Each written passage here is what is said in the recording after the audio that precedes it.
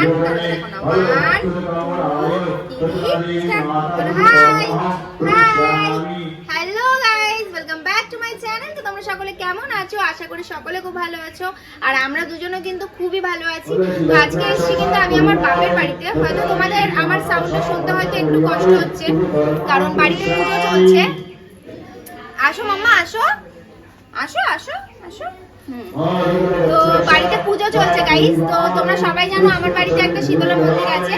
তো আজকেই হচ্ছে সেই শীতলা মন্দিরে না বাৎসরিক পুজো। তো যাই হোক, আমি জানি না কেন 2 বছর ধরে মা আমার কাছ থেকে কোনো রকম ভাবে পুজো নেয় না। এটা কি জন্য আমি জানি না, যে আমার কোনো ভুল হলো কিনা বা কি হয়েছে আমি সেটা জানি না।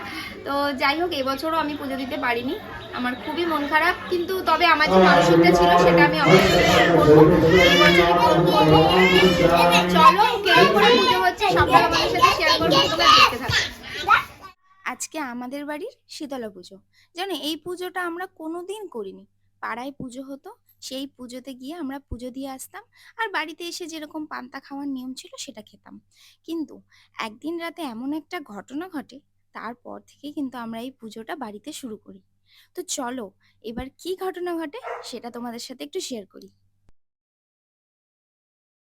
আর এদিকে তোমাদের সাথে কথা বলতে বলতে কিন্তু দেখো, পাড়াময় সবাই কিন্তু কুলো নিয়ে ঘুরছিল।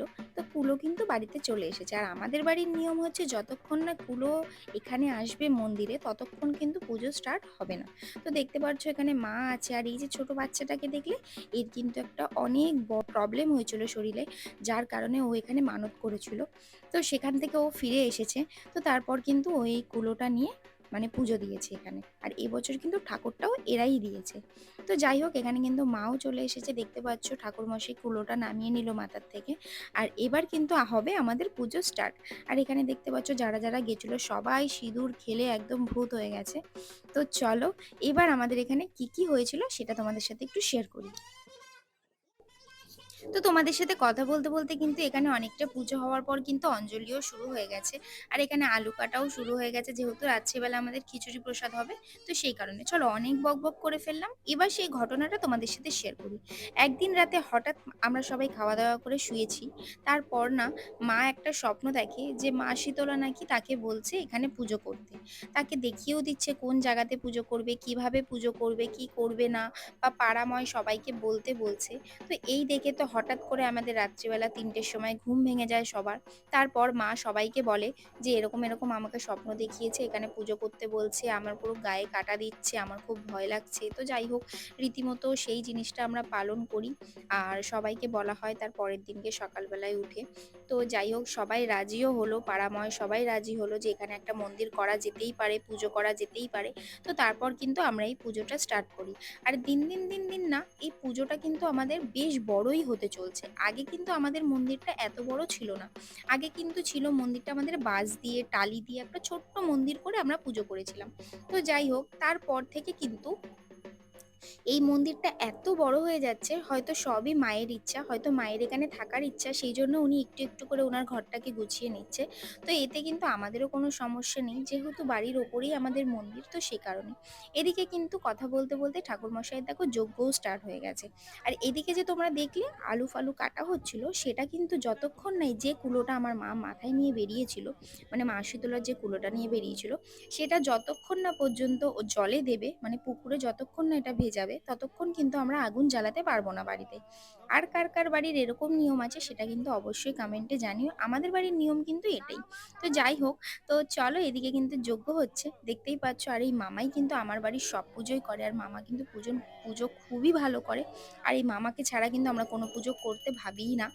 আর মানে একটা হয়ে যায় না কোনো একজনের সাথে অ্যাটাচমেন্ট, যেরকম যে ওনাকে ছাড়া এই পুজোটা করা যাবে না বা কিছু, মানে ওনার পুজোটা এতই সুন্দর যে আমরা অন্য কারো ঠাকুরমশাইকে আর বলিও না।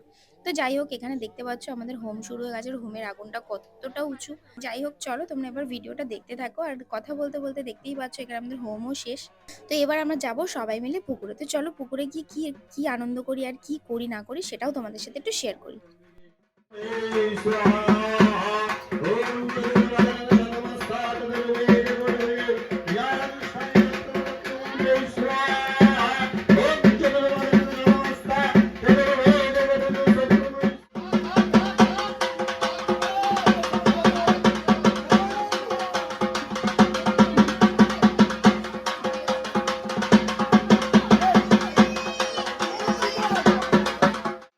দেখতেই পাচ্ছ এখানে কিন্তু ঠাকুরমশাই আমার মায়ের মাথায় আবার সেই কুলোটাই চাপিয়ে দিল যেটাতে পুজো করা হয়েছিল সেটা।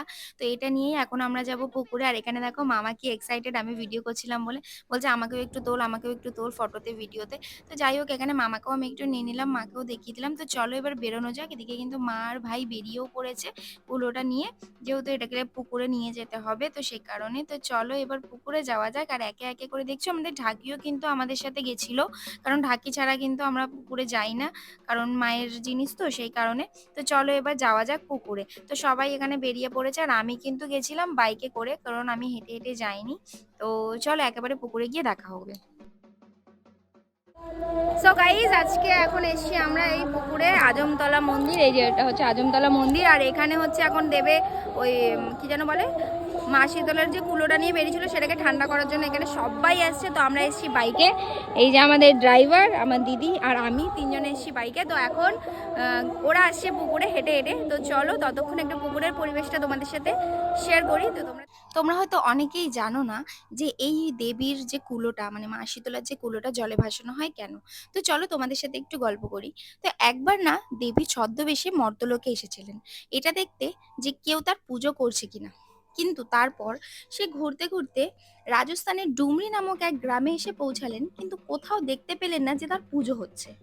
তিনি যখন নিরাশ হয়ে রাস্তায় হাঁটতে হাঁটতে রাস্তা দিয়ে যাচ্ছিলেন, তখন হঠাৎ একটা বাড়ির ওপর থেকে কেউ একজন ভাতের ফুটন্ত জল নিচের দিকে ফেলছিলেন, যেটা কিনা দেবী শীতলার গায়ে পড়ে আর সাথে সাথে পুরো শরীরে ফোসকা পড়ে যায়। তখন দেবী সারা গ্রামে সাহায্যের আশায় ঘুরতে লাগলেন। একটা দরিদ্র মহিলা ছাড়া তার দিকে কেউ এগিয়ে এলো না। সেই মহিলা যতটা সম্ভব দেবীর চিকিৎসা করলো এবং তাকে ঠান্ডা খাবার খেতে দিলেন, যাতে তার কষ্টটা একটু কম হয়। একসময় দেবী তাকে নিজের স্বরূপ দেখালেন এবং সন্তুষ্ট হয়ে তার ওপর কৃপা দৃষ্টি বর্ষণ করলেন। মূলত এই ঘটনাটির ঘটার পর থেকেই এই পুজোর প্রচলন হয়। আর এই পুজোর দিন ঠান্ডা খাবার খাওয়ারও রীতি চলে আসছে বরাবর। তো সেই কারণেই কিন্তু এই পুজোটা করা। তো যাই হোক চলো, অনেক বকবক করে ফেললাম তোমাদের সাথে। এবার কি কি করলাম সেটাও তোমরা একটু দেখতে থাকো।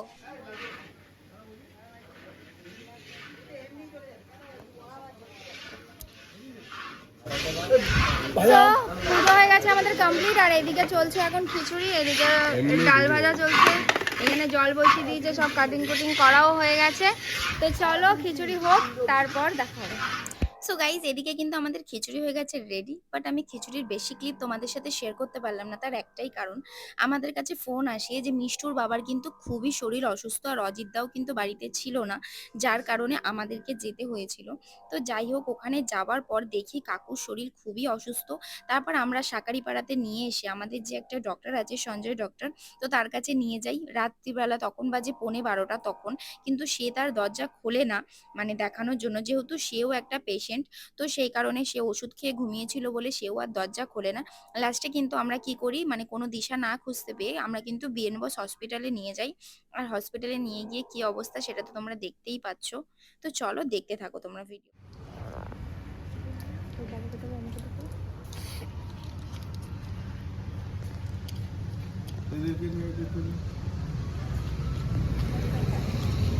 হসপিটালে থাকা যে কতটা কষ্টের আমরা এই রাত্রেবেলা না আসলে বুঝতে পারতাম না। অঝোরে বৃষ্টি হচ্ছে বাইরে, আর এখানে যাদের পেশেন্ট মানে এখানে ভর্তি আছে তাদের অবস্থা দেখো, এখানে সে মুড়ি দিয়ে শুয়ে আছে। মানে মানুষ কতভাবে মানে দিন কাটায়, রাত কাটায় কতভাবে। আমরা এখন মনে করি আমরা অনেক সৌখী। কেমন লাগে শরীরটা? ভালো লাগছে না? ইঞ্জেকশনটা দিলে কেমন বুঝছো? ওই ওষুধটা দাও, চুষে চুষে খাবে। হ্যাঁ এখন দিয়ে দাও। ব্যথার ওষুধটা না, এটা এখন খাবে, তারপর ওই ওষুধটা খাবে। একটা নিয়ে চুষে চুষে খেতে বললো। ডাইজিনই মনে হয় এটা, গ্যাসেরই তো।